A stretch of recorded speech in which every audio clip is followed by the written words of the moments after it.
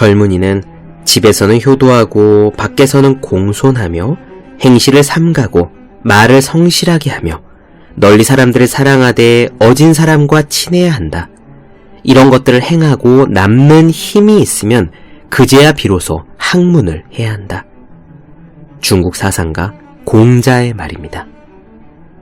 공부지상주의 아래에서 자란 학생들이 많습니다. 공부는요, 자신을 위해 하는 거예요. 부모의 기쁨은 단지 부차적인 문제여야 합니다. 이것의 앞뒤가 바뀌는 게 바로 공부지상주의입니다.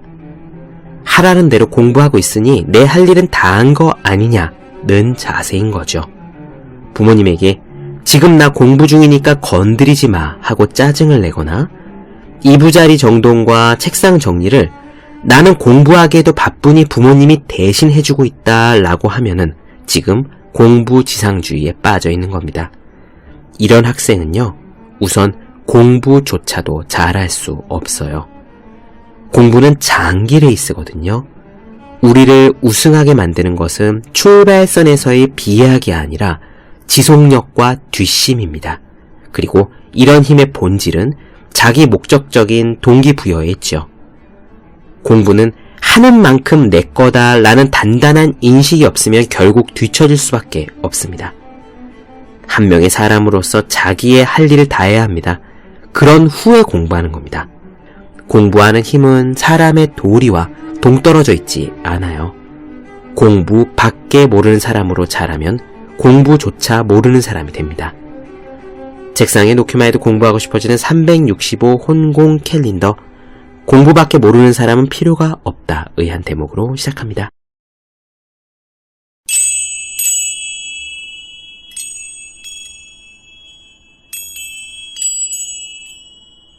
네, 안녕하세요. 본격 공부작업 팟캐스트 서울대는 어떻게 공부하는가 한지우입니다. 우린 지금 빈센트 반 고흐 영혼의 편지 나눠드리고 있습니다. 이제 우리 이야기도 거의 끝을 향해 가고 있어요. 고흐가 남긴 이 많은 편지들을 보면 그의 마음 상태가 어떻게 변해가고 있는지 조금쯤 알 수 있는 것 같아요. 우리는 지금 고흐의 일기장을 보고 있는 셈입니다. 반드시 성공하겠다는 의지만큼은 변함없고 자신의 그림이 인정받을 날이 올 거라는 믿음도 한결같지만 그래도 무려 10년씩이나 성공의 희망이 보이지 않는 가운데 몸도 약해지고 또 동생에 대한 미안함은 점점 커지고 있어요. 그래서 의기소침해지는 때가 종종 있습니다. 저는 고흐의 편지를 읽으면서 사람은 누구나 비슷하다는 당연한 진리를 다시 한번 확인하게 됩니다.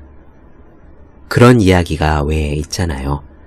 내가 공부가 잘 되는 때는 다른 사람도 공부가 잘 되고 내가 공부하기 싫어질 때 이를테면 휴일이라던가 날씨가 좋다던가 금요일 저녁이라던가 시험 본 직후라던가 해서 내가 놀고 싶어질 때는 다른 사람도 마찬가지다라는 이야기입니다. 고흐처럼 세상 사람들이 말하는 천재의 경우에도 우리와 똑같이 성공에 대한 의지를 불태웠다가 치열하게 노력했다가 또 통하지 않으니까 의기소침했다가를 반복하지 않습니까? 그래요. 다 똑같습니다. 다만 더 참고 노력하고 이겨내서 조금씩 더 나은 사람이 되는 것만이 정답이고 길입니다. 오늘 이야기에는 특히 힘든 내용들이 등장할 겁니다. 주로 돈에 대한 이야기예요. 얼마나 고흐가 암담해하는지 알 수 있을 겁니다. 까라마조프가의 형제들을 쓴 러시아의 대문호 도스토옙스키도 자신이 글 쓰는 그 원고지의 여백에 돈 계산을 한 낙서가 빼곡하다는 이야기를 들은 적이 있어요. 이 원고를 팔면 나한테 수중에 돈이 얼마가 들어오겠구나 하는 거죠. 또 일본의 유명 소설가인 마루야마 겐지도요. 소설을 써서 인세를 받으면 이 인세로 내가 몇 달을 버티겠구나 라고 계산을 하고 또 그 안에 원고를 쓰는 생활을 반복했다고 합니다. 저는 이런 이야기들을 들으면 위안이 돼요. 뭐랄까, 우리는요, 자잘한 스트레스 없이 공부할 수 있다면, 또 일할 수 있다면, 글 쓸 수 있다면, 우리가 얼마나 좋을까라고 생각합니다. 이건 마치 로또만 된다면 정말 마음 편히 공부할 수 있겠다 같이 헛된 생각이긴 하지요. 하지만 중요한 것은 이런 자잘한 스트레스와 걱정들이 있음에도 불구하고 돈 걱정의 압박에도 불구하고 현실적인 어려움에도 불구하고 그것과 함께 꾸역꾸역 노력한 사람들이 있고요. 훌륭한 성취를 거둔 사람들이 있다는 사실입니다. 고흐도 그랬고 토스토옙스키도 그랬습니다. 똑같은 어려움이 있어도 그 어려움을 핑계로 그 어려움이 만들어낸 짜증에 짓눌려 자기의 일을 하지 못하는 사람이 있고요. 그럼에도 불구하고 어떻게든 해내는 사람이 있습니다. 고흐는 후자였어요. 비록 살아생전에는 그 빛을 보지 못했지만 말입니다. 그럼 오늘의 이야기 시작하겠습니다.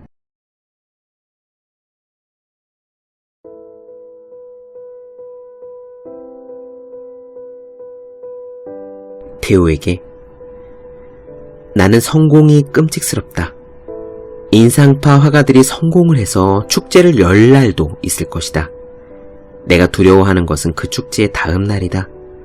지금의 이 힘든 나날이 후에는 좋았던 시절로 기억되겠지. 글쎄, 적어도 비를 피할 수 있는 지붕 아래서 잠들 수 있으려면, 그리고 우리가 살아있는 동안은 계속될 실패를 피하기 위해 꼭 해야 할 일을 해나가려면 나나 고갱이나 각오를 단단히 해야 할 것이다. 바로 그 때문에라도 우리는 돈이 가장 덜 드는 곳에 머물러야 한다. 그래야 많은 그림을 그리기 위해 필요한 평화를 누릴 수 있게 될 것이다. 결론을 내렸다.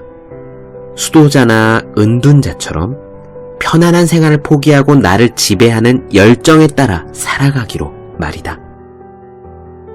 우리가 화가라고 말하면 세상 사람들은 우리를 미친 사람으로 보든지 아니면 부자라고 볼 것이다. 1프랑을 주고 우유 한 잔을 마시고 2프랑을 주고 버터 바른 빵을 먹는다. 하지만 그림은 팔리지 않는다. 그래서 나는 늙은 수도승처럼 살아야 하는 것이다. 우리는 노력이 통하지 않는 시대에 살고 있는 것 같다. 그림을 팔지 못하는 건 말할 것도 없고 고갱을 봐도 알 수 있듯이 완성한 그림을 담보로 해서 돈을 빌리는 일도 불가능하니 말이다. 아주 중요한 그림을 가지고 얼마 안 되는 돈을 빌리지도 못한다니. 이런 일이 우리 다음에도 계속될까 두렵다. 다음 시대의 화가들이 더 풍족한 생활을 할 수 있도록 우리가 발판이 될 수 있다면 그것만으로도 무언가 이루어졌다고 할 수 있을 것이다. 그러나 인생은 너무 짧고 특히 모든 것에 용감히 맞설 수 있을 만큼 강한 힘을 유지할 수 있는 건 몇 년 되지 않는다. 나는 늘 두 가지 생각 중에 하나에 사로잡혀 있다. 하나는 경제적인 어려움에 대한 생각이고 다른 하나는 색깔에 대한 탐구다. 색깔을 통해서 무언가 보여줄 수 있기를 바라는 것이다. 이번 주에는 그림을 그리고 잠자고 먹는 일 외에는 다른 일은 전혀 하지 않았다. 그러다 보니 한 번에 쭉 6시간씩 총 12시간의 작업을 했고 단번에 12시간 동안 잠을 잤다. 아무리 생각해도 나에겐 우리가 써버린 돈을 다시 벌 수 있는 다른 수단이 전혀 없다. 그림이 팔리지 않는 걸. 그러나 언젠가는 내 그림이 물감값과 생활비보다 더 많은 가치를 가지고 있다는 걸 다른 사람도 알게 될 날이 올 것이다. 지금 원하는 건 빚을 지지 않는 거다. 사랑하는 동생아, 너에게 진 빚이 너무 많아서 그걸 모두 갚으려면 내 전 생애가 그림 그리는 노력으로 일관되어야 하고 생애 마지막에는 진정으로 살아본 적이 없다는 느낌을 받게 될 것 같다. 그러나 그런 건 문제가 아니다. 유일한 문제는 그림 그리는 일이 점점 더 어려워질지도 모른다는 생각, 그리고 늘 이렇게 많이 그리지 못할 거라는 사실이다. 지금 그림이 팔리지 않는다는 사실이 나를 괴롭히는 까닭은 네가 그로 인해 고통을 받고 있기 때문이다. 하지만 내 말처럼 내가 아무런 소득이 없다는 사실이 너한테 큰 피해가 되지 않는다면 사실 나에게는 별다른 문제가 되진 않는다. 돈 문제와 관련해서 내가 기억해야 할 것은 50년을 살면서 1년에 2,000프랑을 쓴 사람은 평생 10만 프랑을 쓴게 되는데, 그렇다면 그 사람은 당연히 10만 프랑을 벌어야 한다는 사실이다. 예술가로서 평생 100프랑짜리 그림을 1000점이나 그려야 한다는 말인데, 그건 너무너무 힘든 일이고 실제로 그림이 고작 100프랑에 팔리고 있으니까. 그렇다면 우리의 과업을 이루기는 너무 어려울 것이다. 그러나 힘들다고 해서 상황이 쉽게 바뀌지는 않겠지. 언젠가 내 그림들이 팔릴 날이 오리라는 건 확신한다. 하지만 그때까지는 너에게 기대서 아무런 수입도 없이 돈을 쓰기만 하겠지. 가끔씩 그런 생각을 하면 나도 우울해진다. 요즘 나는 낮에는 계속 작업과 작업의 연속이다. 밤이 되면 녹초가 되어서 카페로 잠깐 쉬러 갔다가 일찍 잠자리에 든다. 요즘 생활이 그렇다. 아직은 날씨가 좋을 때도 있지만 이제 곧 겨울이 올 것이다. 그래서 밖에 나가기 힘들다면 실내에서 작업할 수 있도록 상상으로 작업하는 일을 시도해 볼까 한다.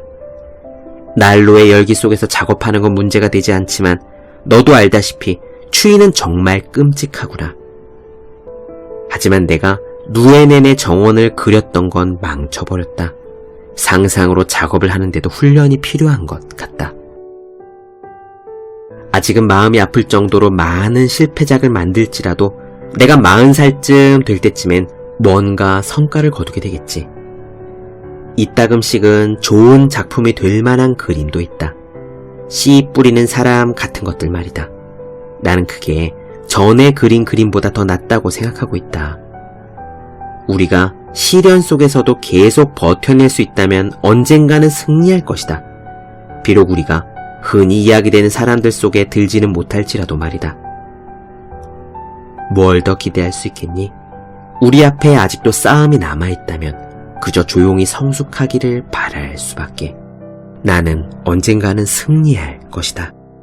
내가 변화나 옮겨가는 일을 두려워하는 건 또 다른 지출이 생길까 두려워서다. 이제까지 나는 오랫동안 단 한숨 돌릴 여유도 없이 살아왔다.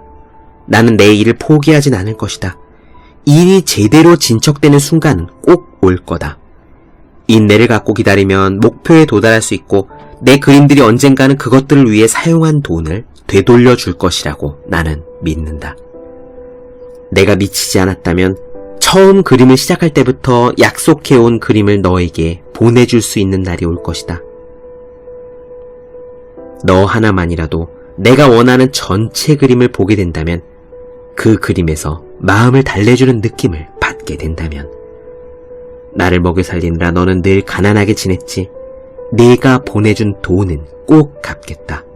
안 되면 내 영혼이라도 너에게 주겠다. 어쩌면 언젠가는 모든 사람들이 노이로제나 스트레스로 몸을 마음대로 움직일 수 없는 병에 걸릴지도 모른다. 하지만 그렇다면 그 병에 대한 해독제도 존재하지 않을까? 사람들은 들라크루아나 베를리오즈나 바그너에게서 그런 해독제를 얻는 것 아닐까? 나 역시 예술가의 광기에 감염되지 않았다고는 말하지 않겠다. 하지만 바로 거기에서 생겨나는 해독제와 위안물이야말로 조금은 선한 의지와 함께 충분한 보상으로 간주할 수 있다고 나는 생각한다. 나에게 삶은 공정하지 않았다. 지금뿐만 아니라 과거에도 나는 너무 비현실적이어서 사람들이 나에게 무슨 짓을 해도 바로잡을 수 있도록 충분히 생각할 수 없었다.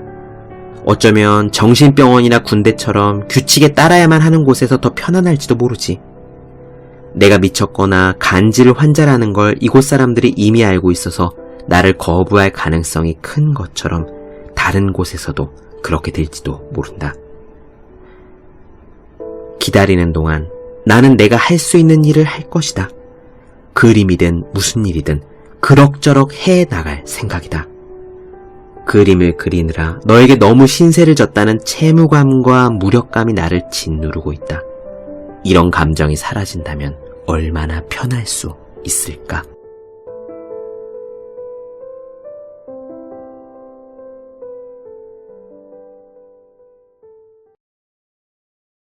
네, 본격 공부작업 팟캐스트 서울대는 어떻게 공부하는가 빈센트 반 고흐 영혼의 편지 나눠드렸습니다. 더 많은 이야기가 궁금하신 분들, 질문사항 있으신 분들은 제 네이버 블로그 생의 즐거운 편지, 다음 카카오 브런치 한주의 브런치, 인스타그램에서 해시태그 서울대는 어떻게 공부하는가, 유튜브에 서울대는 어떻게 공부하는가 검색해 주시면 좋겠습니다. 또 혼자 공부하는 사람의 필수품 왜 이런 책이 지금까지 없었을까? 현재 알라딘 교보문고 등 공부법 분야 1위, 그리고 예스24 리디북스 전자책 전체 종합 1위를 달리고 있습니다.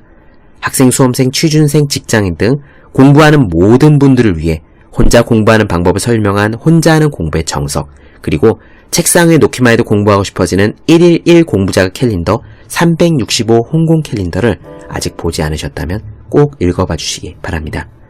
그럼 오늘은 여기까지 할게요. 전 다음 시간에 뵙겠습니다. 여러분 모두 열심히 공부하십시오. 저도 열심히 하겠습니다.